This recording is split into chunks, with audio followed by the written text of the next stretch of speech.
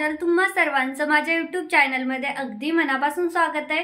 तर बघा, रुद्र गेला। रुद्रासाठी मी नाश्ता बनवला होता। नाश्ता म्हणजे टिफिनच, त्याला असंच द्यावं लागतं कारण की भाजी सब्जी असलं काही तो खात नाही आणि दिलं तरी ते टिफिनचा राडा रपाट असतो, सगळं नुसतं एकात एक करून ठेवतो, त्यामुळे त्याला असं काहीतरी द्यावं लागतं। तर एवढा सगळा राडा काही माझा नाहीये, ती मुलगी जी आहे ती पण टिफिन घेऊन जाते, त्यामुळे अर्धा तिचा आहे, चपातीचा तिचा आहे ह्या, आणि मी काय रुद्राला फक्त हे थोडंसंच बनवलेलं। तर आज मी माझं गुरुवारचं पूर्ण रुटीन दाखवते तुम्हाला कसं असतं ते, कारण गुरुवारचा दिवस माझा हा खूप बिझी असतो, त्यामुळे मला गुरुवारी सजासजी जास्त शूट करायला आवडतं। तर चला माझ्या आजच्या दिवसाला पण सुरुवात करूया। तर रुद्र गेला की सगळ्यात पहिलं मी जे काही रुद्रेने पसारा केला होता तो आवरती आणि सोप्याचे कवर काढून पुन्हा ते कवर टाकते, किंवा मग आज तर मलाही धुवायचे आहे, 2-2 दिवसाला मी धुते, कारण आमच्या इकडे ना इतकी धूळ 2 दिवसाला जरी धुतलं तरी धुताना भिजाय घातल्यानंतर पाणी एकदम काळं होऊन जातं। तरी मी हे नेटचे कवर टाकते, त्यामुळे नेट्स ना खरं तर छान असतं, पटकीने त्यातलं सगळे जे घाण असेल ते निघून जाते। कॉटनचे जे कवर आहेत ना ते पटकन धुतले जात नाहीत, नेटचे खूप पटकन एकदम फ्रेश आणि नव्यासारखे दिसतात, त्यामुळे मला हे नेटचे जे कवर आहेत ना ते जास्त आवडतात। तर सगळ्या पहिल्यांदा मी उश्या साईडला काढून ठेवल्या, रुद्रच आवरलं, सोफा साफ केला, कवर फक्त काढले आणि बाहेर धुवायला टाकले, आणि त्यानंतर आता झाडू मारायला घेतलाय। लगेचच झाडू रुद्र गेला की लगेचच झाडू वगैरे मारून घेते, कारण की तो असेल ना त्याला मला पूर्ण त्याचं बघावं लागतं, कारण ह्यांची फर्स्ट शिफ्ट असली की मग मला पटपट त्याचं सगळं आवरावं लागतं। आणि त्याचं कसं आहे, प्रत्येक गोष्टीत दूध प्यायला दिलं की 15-20 मिनटं दूध प्यायला लावणार, तिथनं पुढे हळूहळू सगळं असतं त्याचं, पटपट काही करतच नाही, एकदम स्लो करणार, मला सारखं सांगावं लागतं कर कर आवर, मग तो आवरणार। सगळ्यांच्या घरी तसं तर हाच प्रकार आहे।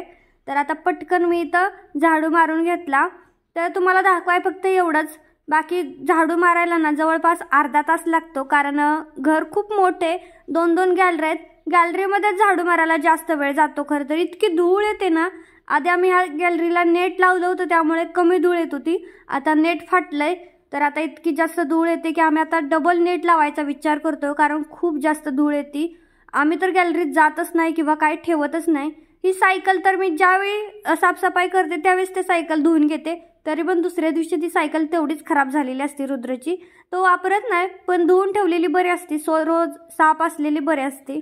तर गॅलरीतच जास्त वेळ माझा झाडू मारायला जातो। त्यानंतर मग इकडच्या ज्या काही रुद्राचं टॉयज असतात त्याने दिवसभराचे काढलेले ते मी त्याच्या घरातच ठेवून देते। त्याचं घर तर झोपायला झालंच नाही, त्याचं आता ते पसारा ठेवण्यासाठीच ते त्याचं घर झालेलं आहे।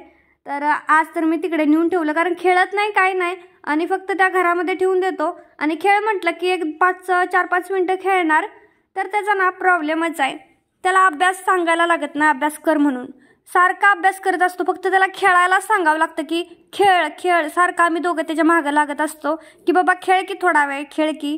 त्याला अभ्यासाचा सगळ्यात जास्त नाद आहे, सारखं नाही मम्मा मला खेळायचं नाही, मला ड्रॉइंग करायचं आहे, मला अभ्यास करायचा आहे, मला ABCD लिहायची आहे, असलंच त्याचं असतं। नाहीतरी मग त्याला पोएम बोलून दाखवायच्या असते, त्या आमच्यासोबतच त्याला सगळं करायचं असतं, त्याला खेळायला बिलकुल आवडत नाही, त्याला जबरदस्ती करावी लागते बाबा खेळ म्हणून।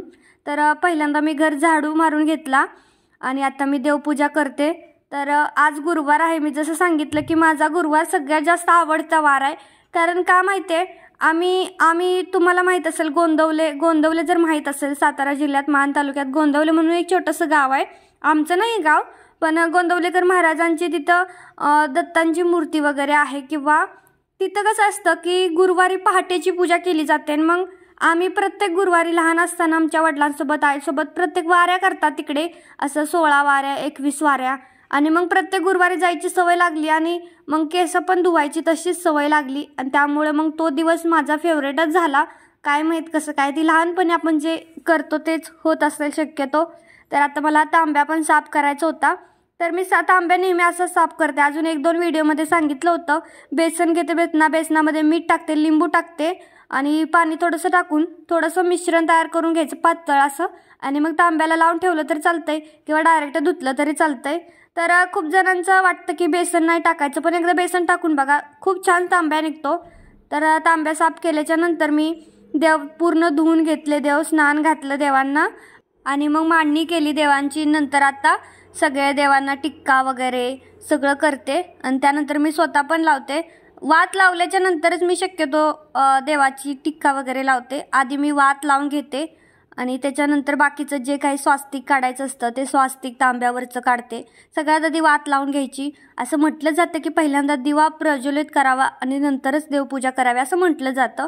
तर मी आपलं तसंच लक्षात ठेवून करते. आता मला काही त्यातला एवढा अनुभव नाही, पण जेवढा आहे तसं करायचं. हळूहळू अनुभव हा येतोच माणसाला. त्यामुळे तर व्यवस्थित मी तर तांब्याला स्वास्तिक काढलं आणि त्यानंतर मग देवाला पण हळदी कुंकू लावलं आणि स्वतःला पण हळदी कुंकू लावलं. आणि आत्ता तर माझं कसं आहे सांगते. ज्या देवांना आता समजा मी चंदन आहे तर चंदन मी महादेवांना, विठ्ठलांना असे चंदन लावते.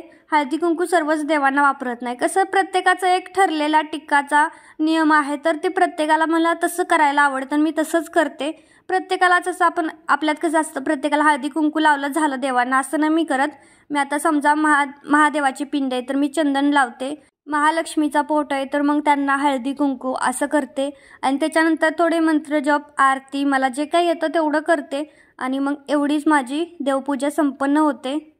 आणि मग तुळशीला पण वात लावायची, दिवा लावायचा, हळदी कुंकू लावायचं, पाणी घालायचं.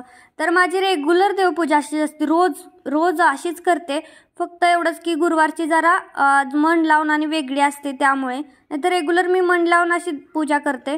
तर त्यानंतर आता साफसफाईकडे वळायचं. पटपट हा टेबल टिपॉयचा वगैरे आहे तो साफ करून घ्यायचा आणि सोप्याचे कवर लावून टाकायचे. कारण जोपर्यंत सोप्याला कवर मी लावत नाही ना तोपर्यंत मला फ्रेशच वाटत नाही.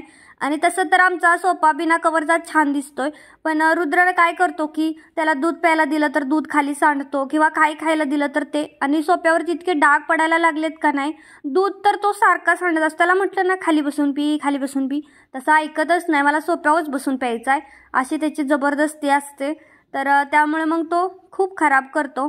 तर हे जे सोप्याचे कवर आहेत का नाही ते कॉटन आहे, प्युअर कॉटन आहे. पण मला एवढे जास्त हे आवडले नाही आहेत. कारण की ना खूप पटकन खराब दिसतात. आज लावले ना आजच्या दिवस बरे दिसतात, दुसऱ्या दिवशी एकदम असं वाटतं की किती दिवस झालं मी आज सोप्याचा कवर चेंजच केला ना असं वाटतं. एकदम फ्रेश वाटत नाही. रोज थोडंसं वेगळे वाटतं. आणि गोळ्या पण खूप पटकन निघतात कॉटनच्या कपड्याच्या. तसं नेटचं नाही आहे. नेट मला जास्त टिकाऊ वाटतंय जास्त दिवस. तसं तर टिकाऊ हे पण आहे, पण गोळ्या खूप पटकन निघत आहेत. आणि इलेफंट आहेत त्यामुळे हे मी रुद्रच्या आवडीचं घेतलं होतं. त्याला हे इलेफंटचं आवडलं होतं तर मग त्याच्या आवडीचं घेतलं होतं. आणि साईड कवर पण मी घेतलेत. कारण लेकरं असले का नाही की साईड कवर पाहिजेच. त्यांचा हात तिथंच जातो सारखा आणि त्याच्यावरती हात पुसणार, हे करणार. लेकरांचं म्हटलं की तसंच आलं. आणि मोठी तरी काही कमी येतोय तेव्हा.